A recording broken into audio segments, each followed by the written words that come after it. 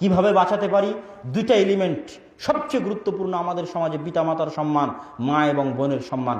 আপনার স্ত্রী এবং আপনার কন্যার পর্দা রক্ষা করার দায়িত্ব আপনার। এই পরিমাণ টাকা পয়সা উপার্জন করার সক্ষমতা থাকলে আপনার জন্য বিয়ে করা জায়েজ। যেই পরিমাণ টাকা পয়সা উপার্জনের সক্ষমতা থাকলে বউ এবং বেটিকে ঘরের রানীর সম্মানে বসিয়ে খাওয়াতে পারবেন। যদি না পারেন, বউয়ের ইনকামে যদি আপনার সংসার চালাতে হয়, বেটির ইনকামে যদি আপনার সংসার চালাতে হয়, তাহলে আপনার বিয়ে করা ঠিক হয়নি, হারাম ছিল বিয়ে করা। এটা হচ্ছে গায়রাত, আত্মমর্যাদা।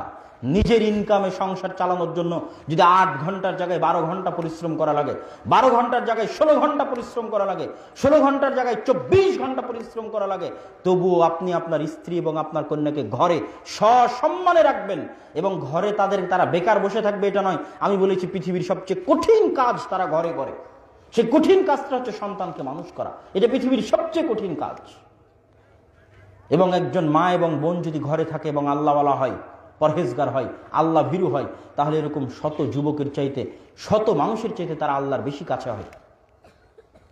এই জন্য আমি বহু আগে যখন আদর্শ পরিবারের বক্তব্য দিতাম, তখন বলেছিলাম ওই পরিবার মাঠে মারা গেছে যেই পরিবারের এমন কোনো মা নেই, এমন কোনো স্ত্রী নেই যে দোয়া করলে আল্লাহর দরবারে কবুল হতে পারে। পরিবার এতিম, অসহায়। তাই সে বিয়ে করার সময় স্ত্রী সঠিকভাবে চয়েস করতে পারেনি। এই জন্য সৎ মাও সন্তানকে উপহার দিতে পারেনি। সৎ মাও যখন সন্তানকে উপহার দিতে পারেনি, ছেলে কোথায় বিপদে আছে, কোথায় সমস্যা আছে, এমন মা যদি পরিবারে না থাকে যে দোয়া করলে আল্লাহর দরবারে কবুল হতে পারে, তো ওই পরিবার এতিম, মাঠে মারা গেছে। তাহলে মা এবং বোনেরা হচ্ছে ঘরের ভিতর থেকে পুরো পরিবারকে সবচেয়ে শক্তিশালী, সবচেয়ে পাওয়ারফুল করে সারা পৃথিবীতে টিকিয়ে রাখবে পরিবার। সঠিক আদর্শ পরিবার ব্যবস্থা হচ্ছে ইসলামী সমাজের সবচেয়ে গুরুত্বপূর্ণ এলিমেন্ট। আমার বক্তব্যের শেষের দিকে যুবক সমাজের উদ্দেশ্যে কিছু কথা আছে। ইসলামী সমাজ ব্যবস্থা বনাম বস্তুবাদী সমাজ ব্যবস্থা, এই বক্তব্যের শেষের দিকে যুবক সমাজের উদ্দেশ্যে নাসিহা আছে, যুবক সমাজের উদ্দেশ্যে উপদেশ আছে। কি? আজকে এই সমাজ ব্যবস্থার মধ্যে সবচেয়ে ভয়ঙ্কর রূপ ধারণ করেছে যুবকদের। যুবকদের অবস্থা আজ সবচেয়ে ভয়ঙ্কর। আজ যুবকদের হাতে হাতে যেভাবে মোবাইল, যেভাবে বিনোদনের সস্তা ব্যবস্থা, কোন মানুষ মৃত্যুকে স্মরণ করবে, এই মৃত্যুকে স্মরণ করার মতো অবস্থা মানুষের নেই। সময় নেই যে আমি মারা যাব। ঘুমাতে ঘুমাতে মোবাইল চালাচ্ছে, ঘুম থেকে উঠেও মোবাইলে হাত দিচ্ছে, ভিডিও গেমের নেশাযুক্ত, খেলা দেখার নেশাযুক্ত। এখন অনলাইনে জুয়া হয়। বাস্তবে আপনি মনে করছেন কিরে মাঠে ঘাটে মনে হয় কেউ জুয়া খেলে না, তো সব যুবক ভালো হয়ে গেছে, এরা অনলাইনে বসে থেকে জুয়া খেলে। সারাদিন মোবাইলের মধ্যে জুয়া খেলছে, মোবাইলের মধ্যে ভিডিও গেম খেলছে। এবং এর সাথে আরো একটা কথা বলি যে আমাদের সমাজ ভিতর থেকে যে ধ্বংস হয়ে গেছে। অসংখ্য মা এবং বোন এখানে পর্দার সাথে এসেছে। আপনারা পিতা এবং ভাই, আপনারা মনে করছেন আপনার বোন পর্দার সাথে আছে, পর্দার সাথে চলে, কিন্তু টিকটক আর রিলের মধ্যে গিয়ে দেখেন আপনারই বাড়ির মেয়ে যে বাইরে বোরখা পরে বের হচ্ছে, সে উলঙ্গ অবস্থায় ছবি দিয়েছে টিকটকের মধ্যে এবং ফেসবুকের মধ্যে। ভিতর থেকে পরিবার ধ্বংস হয়ে গেছে। অতএব পর্দা বাহিরের কাপড়ে নয়, পর্দা ভিতরে। একজন মেয়ে কি পরিমাণ তাকে নিজেকে প্রোডাক্ট বানাতে পারে যে তার ছবির কত ভিউ হলো। আরেকজন মেয়ে টিকটকে ভিডিও দিয়েছে, তার ভিডিও এত ভিউ হয়েছে, তার হলো না। আরেকজন মেয়ে ফেসবুকের ডেতে স্টোরিতে একটা ছবি দিয়েছে, তার এত মানুষ ভিউ দেখলো আর আমারটা দেখলো না। একজন মেয়ে ফেসবুকের রিলে এত ভিউ দিয়েছে, আমি দিলাম, আমারটা দেখলো না। এই নিয়ে তার ভিডিও যেন বেশি মানুষ দেখে, তো কাপড় খুলতে খুলতে উলঙ্গ হয়ে গেছে। তাহলে একটা মানুষ নিজেকে কত নিচে নামাতে পারে, কত নিচে নামাতে পারে যে সামান্য একটা মানুষের ভিউয়ের জন্য নিজের শরীর বিক্রি করে দিল। তাহলে এই যে ইসলামী সমাজ ব্যবস্থা একটা মা এবং বোনের কি সম্মান দেখালাম, যে আরব আমিরাতের একটা বাচ্চা তার মায়ের ছবি পাসপোর্টে দেয়নি, বিনা ছবিতে পাসপোর্ট বানিয়েছে। কি আত্মমর্যাদা, কি আত্মসম্মান। আর আমার মা এবং বোনের অবস্থা দেখেন যে তার 1000-এর জায়গায় 5000 ভিউ লাগবে, এই জন্য কাপড় খুলতে খুলতে উলঙ্গ হয়ে গেছে। এদের দিয়ে কি হবে? ভিতর থেকে সমাজ ব্যবস্থা খোকলা হয়ে গেছে, ভিতর থেকে সমাজ ধ্বংস হয়ে গেছে। এবং মানুষের কাছে নিজের আত্মমর্যাদা, নিজের ব্যক্তিত্ব বোধের প্রতি সম্মান নেই। একই অবস্থা যুবকদের। তারা আজ এই যে মোবাইল, এই মোবাইলে এত বিনোদনের ব্যবস্থা, এত সস্তা বিনোদনের ব্যবস্থা যে মানুষের প্রোডাক্টিভিটি, প্রতিটা মানুষ এক একটা মেশিনের মতো। এই প্রতিটা মানুষের প্রোডাক্ট আছে, উৎপাদন আছে। আজকে আমি মাইকে কথা বলছি, এই মাইকের উৎপাদন হচ্ছে, আপনার আওয়াজ শুনতে পাচ্ছেন। আপনাদের গ্রামে মেশিন আছে, সেই মেশিনে কাপড় তৈরি হচ্ছে, কাগজ তৈরি হচ্ছে, ওটা তার উৎপাদন। তাহলে এই যে মা এবং বোনেরা বসে আছে, আপনারা যারা বসে আছেন, আপনারা সারাদিনে কি উৎপাদন করলেন, কি দিলেন? যে রিক্সাওয়ালা সারাদিনে 500 টাকা ইনকাম করেছে, ওই 500 টাকা ওর উৎপাদন। অবশ্যই সে একটা কাজের কাজ করেছে, কেননা সে 500 টাকা ইনকাম করেছে। যে লেবার রাস্তাঘাটে পরিশ্রম করে 1000 টাকা ইনকাম করলো, রাজমিস্ত্রির কাজ করে ঢাকা ইনকাম করলো, ওটা তার উৎপাদন। কিন্তু অসংখ্য যুবক সকাল থেকে সন্ধ্যা পর্যন্ত মোবাইল নিয়ে বসে আছে, সে কি উৎপাদন করলো? একবার Facebook, YouTube, Twitter, Instagram, TikTok, video game, PUBG, free fire, এগুলোর পিছনে এত কোটি কোটি টাকা ওই আধুনিক বিশ্বের বিনিয়োগ আছে।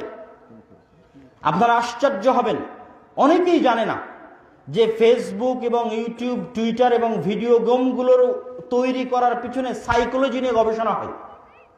মনোবিজ্ঞানীদের যে গবেষণা করা হয় কোটি কোটি টাকা দিয়ে, যে তুমি মানুষের মনোবিজ্ঞানী, তুমি গবেষণা করো কেমনে সফটওয়্যার ডেভেলপ করলে, কেমনে ফেসবুকের ফিচার উন্নত করলে, ইউটিউবের ফিচার উন্নত করলে একজন একবার ঢুকলে 2-3 ঘন্টার আগে, মরার আগে আর নেশা থেকে বেরোতে পারবে না।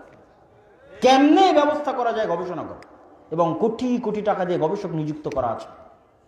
এবং যারা ফেসবুকের এই গবেষণার সাথে জড়িত ছিল, তাদের একটা ডকুমেন্টারি আপনারা পাবেন, দেখেন তারা কি বলেছে। তারা নিজেদের সন্তান সন্ততিকেও 18 বছরের আগে অ্যান্ড্রয়েড ফোন এবং বড় ফোন হাতে দেয় না, কেন তারা যেহেতু এই কাজের সাথে জড়িত ছিল, তারা জানে যে কি পরিমাণ মানসিক গবেষণা করে এই ফিচারগুলো তৈরি করা হয়েছে, যে একটা মানুষ যদি ওর মধ্যে ঢুকে, ও যেন আর মরা পর্যন্ত বের না হতে পারে। একবার ঢুকলে 2 ঘন্টা 3 ঘন্টা কোথায় চোখের পলকে পার হয়ে যাবে খুঁজে পাবে না।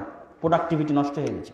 নাই, তাহলে প্রত্যেকটা যুবক অচল, অকেজো, অথর্ব, এদের জীবনের সামারি আমি বলে দিয়েছি। যারা জন্ম নিবে, মোবাইল চালাবে, পেশাব পায়খানা করবে, হাঁকবে আর মুতবে, আপনাদের চাপায়ের ভাষায়, বুঝেননি? পেশাব পায়খানা করবে গরু ছাগলের মতো। আর কি করবে? মোবাইল চালাবে, খেলা দেখবে, ভিডিও গেম খেলবে, আর তারপরে মারা গিয়ে দুনিয়া থেকে বিদায় নিবে। এই হলো এদের জীবনের সামারি। কি করলো সারাটা জীবন বলেন? আপনি যদি বলেন যে প্রবাস থেকে ইনকাম করেছে, ও কি করেছে প্রবাসের ইনকাম দিয়ে? প্রবাসের ইনকাম হচ্ছে লেবারি, টয়লেট পরিষ্কার করে ইনকাম করে। আমি তাদের অপমান করতে চাইনি, কিন্তু অবশ্যই এটা অন্য দেশের তুলনায় আমাদের দেশের জন্য অপমান, যে আমাদের দেশে ওই জ্ঞান বিজ্ঞানের চর্চা নেই। আমরা মানুষের কাছে কি বিক্রি করে খাই? টয়লেট বিক্রি করে খাই। আপনি যদি বলেন গার্মেন্টস আমাদের দেশকে উন্নত করেছে, তো গার্মেন্টসে কি হয়? গার্মেন্টসে রংপুর কুড়িগ্রামের মা এবং বোনেরা 6000 টাকা বেতনে কাজ করে দেয়, দেখে গার্মেন্টস টিকে আছে। তাদের চেয়ে 500 টাকা কমে যদি আফ্রিকার মেয়েরা কাজ করে দেয়, গার্মেন্টস বাংলাদেশে বন্ধ হয়ে যাবে, আফ্রিকাতে চলে যাবে, এবং সেই প্ল্যান পরিকল্পনা চলতেছে। তাহলে এগুলো উন্নতি নয়। রাস্তাঘাট উন্নত হওয়া, কালভার্ট, ব্রিজ হওয়া উন্নত নয়। আপনার দেশ এবং আপনার দেশের নাগরিক কি প্রোডাক্ট দিচ্ছে, এটা হচ্ছে উন্নয়নের মাপকাঠি। কি প্রোডাক্ট দিচ্ছে, যুবক সমাজ কি করতেছে? আমি যখন ইউরোপের বিশ্ববিদ্যালয়ে বসে থেকে দেখি যে বিশ্বকাপ তাদের খেলা, অথচ তাদের স্বাভাবিক জীবনযাপন চলতেছে, ব্যস্তময়, প্রতিদিনের ন্যায় স্বাভাবিকভাবে মানুষ জীবনযাপন, ছাত্ররা পড়াশোনা নিয়ে ব্যস্ত, সবাই কাজকর্ম নিয়ে ব্যস্ত, চাকরি বাকরি নিয়ে ব্যস্ত।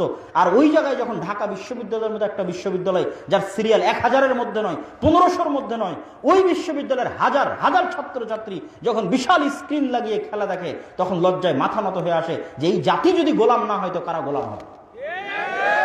এদের ভাগ্যে যদি গোলামির জিঞ্জির না থাকে, কাদের ভাগ্যে গোলামির জিঞ্জির থাকবে?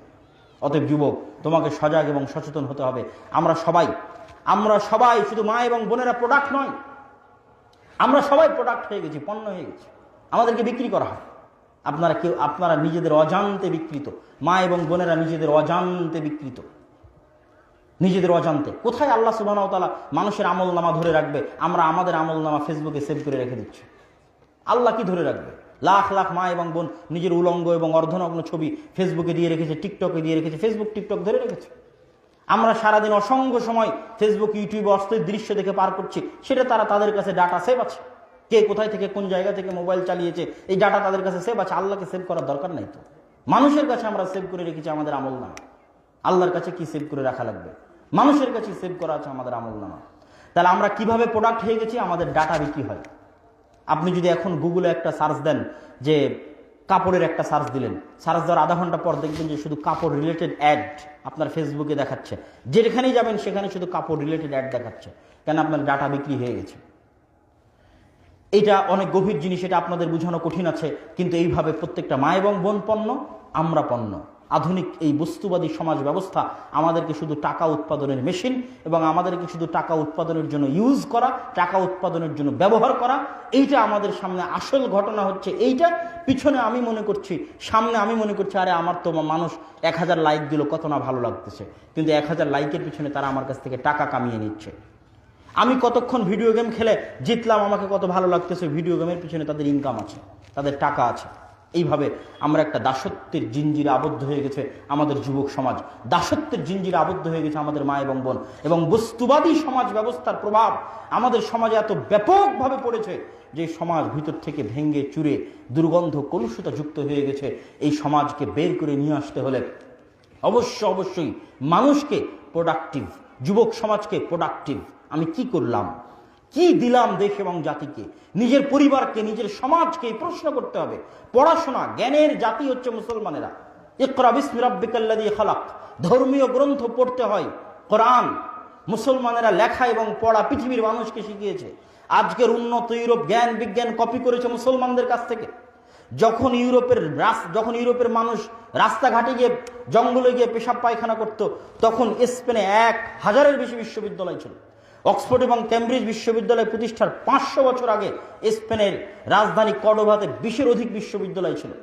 এবং খলিফা হাকামের আমলে যে লাইব্রেরি ছিল, ওই লাইব্রেরিতে 10 লক্ষের অধিক বই ছিল। মুসলমানেরা জ্ঞান বিজ্ঞানের জাতি, শিক্ষার জাতি, উন্নয়নের জাতি।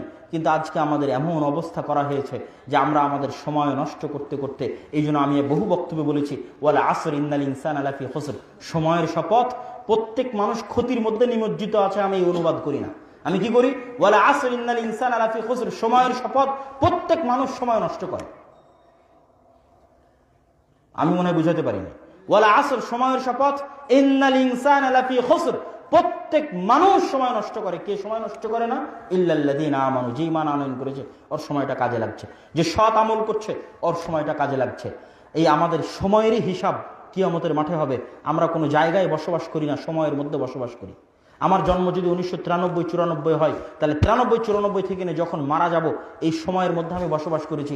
বাংলাদেশ, ইউরোপ, আমেরিকা ফ্যাক্টর নয়। আপনারা কেউ চাপায়ে বসবাস করেন না, একটা টাইমের মধ্যে বসবাস করেন। এই টাইমের বিশাল মহাকালের মধ্যে একটা সংক্ষিপ্ত সময় আপনাকে পাঠানো হয়েছে। এই সময়ের মধ্যে আপনার জীবন শেষ হয়ে যাবে। ওই সময়ের হিসাব কিয়ামতের মাঠে নেওয়া হবে। এই সময় যদি প্রোডাক্টিভ না হয়, কাজে লাগানো না হয়, উৎপাদনক্ষম না হয়, তাহলে এই সময়ের হিসাব আল্লাহ সুবহানাহু ওয়া তাআলার দরবারে দিতে হবে। তার মানে কি আপনি বলবেন যে শুধু ইবাদত বন্দেগী কাজে লাগানো? জি না, দুনিয়ার প্রত্যেকটা কাজকে নেকির কাজ করা সম্ভব। দুনিয়ার প্রতিটি হালাল কাজকে নেকির কাজ করা সম্ভব নিয়াত দিয়ে।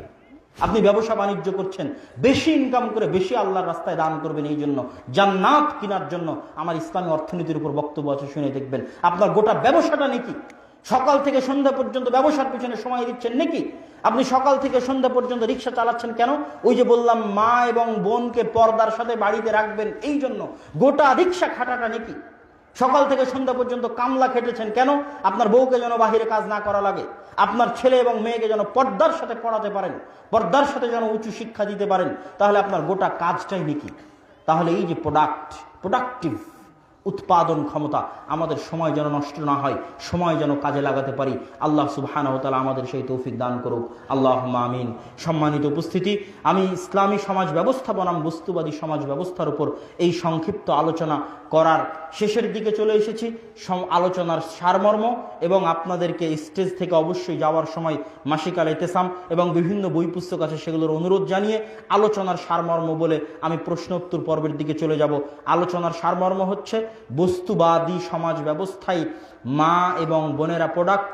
বস্তুবাদী সমাজ ব্যবস্থায় পিতা এবং মাতা, টাকা পয়সা ছাড়া তাদের কোনো কথা নেই, সম্মান নেই। বস্তুবাদী সমাজ ব্যবস্থায় 18 বছরের যুবক পিতার বিরুদ্ধে কেস করতে পারে। বস্তুবাদী সমাজ ব্যবস্থায় স্ত্রী স্বামীর বিরুদ্ধে কেস করতে পারে। মারামারি কাটাকাটির সমাজ ব্যবস্থা, অন্ধকারাচ্ছন্ন সমাজ ব্যবস্থা। ইসলামী সমাজ ব্যবস্থায় মা এবং বোনদের সম্মান অসীম এবং সীমাহীন, পিতা এবং মাতার সম্মান অসীম এবং সীমাহীন। এই সম্মান মর্যাদামূলক সমাজ ব্যবস্থা এবং যত কৃষ্টি কালচার আছে আল আদাবুল মুফরাদ বইয়ের মধ্যে পাবেন। কেমনে খেতে হবে, কেমনে পান করতে হবে, কেমনে সাক্ষাৎ করতে হবে, ভাই বোনের মধ্যে সম্পর্ক কেমন হবে, আত্মীয় স্বজনের মধ্যে সম্পর্ক কেমন হবে, পাড়া প্রতিবেশীর মধ্যে সম্পর্ক কেমন হবে।